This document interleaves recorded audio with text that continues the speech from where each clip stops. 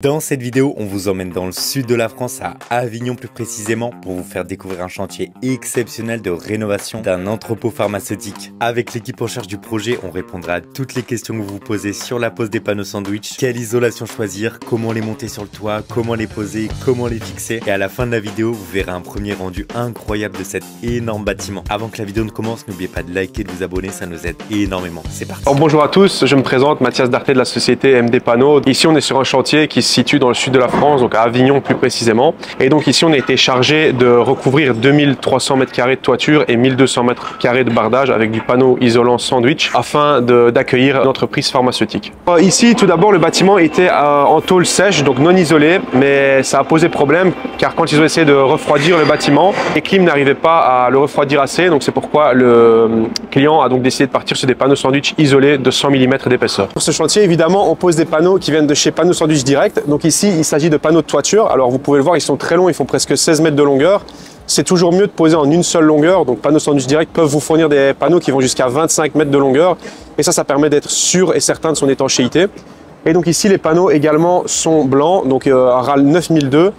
Panneaux Sandwich peut effectivement fournir n'importe quel RAL.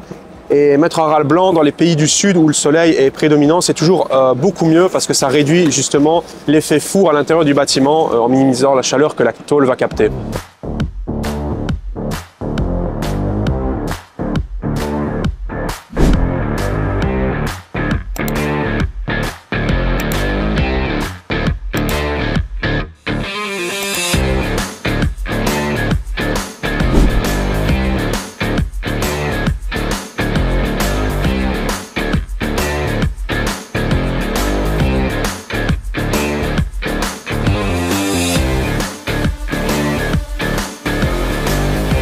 Et dis-moi, comment on monte des panneaux de toiture de 15 mètres?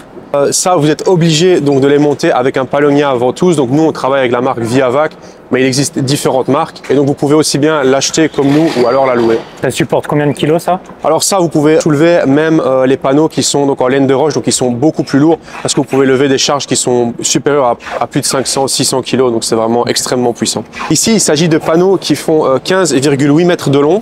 Et donc cette ventouse peut monter des panneaux jusqu'à 16 mètres. Si vous avez des panneaux, donc comme je l'ai expliqué précédemment, qui vont jusqu'à 25 mètres, il vous suffit de mettre des rallonges de part et d'autre la ventouse avec des brins qui viennent rechercher la grue.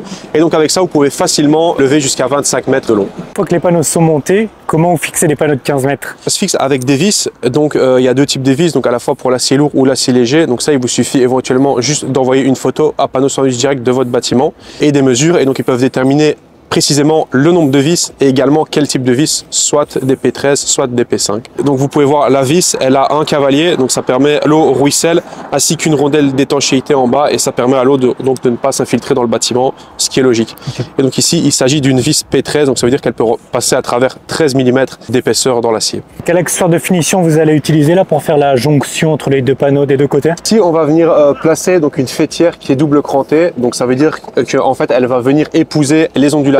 On va également mettre un contre-mousse qui permet en cas de fort vent également que l'eau ne remonte pas à l'intérieur de la fêtière. Et donc on vient évidemment mousser entre les deux panneaux, donc avec de la mousse polyuréthane pour garder l'étanchéité du bâtiment à l'air, en tout cas au niveau pour garder les mêmes températures. Et puis en dessous, pour que ce soit esthétique également, on va venir placer donc ce qu'on appelle une sous-fêtière. Et donc ça va permettre de ne pas voir justement endroit où les deux panneaux se rejoignent avec la mousse. Et donc ça va rendre un aspect beaucoup plus esthétique au bâtiment. Si on va passer aux panneaux de bardage, donc les panneaux de bardage, ils sont également en polyuréthane en 100 mm d'épaisseur. Donc lorsque vous faites un bâtiment, c'est toujours mieux de privilégier une isolation uniforme sur tout le bâtiment. Donc si votre toiture est en 100 mm, préférez du bardage en 100 mm également. Si ils sont dans le même RAL, donc un RAL blanc pour éviter de capter la chaleur également. Vous pouvez voir, ils sont micro-nervurés et la qualité de ces panneaux est extrêmement bonne.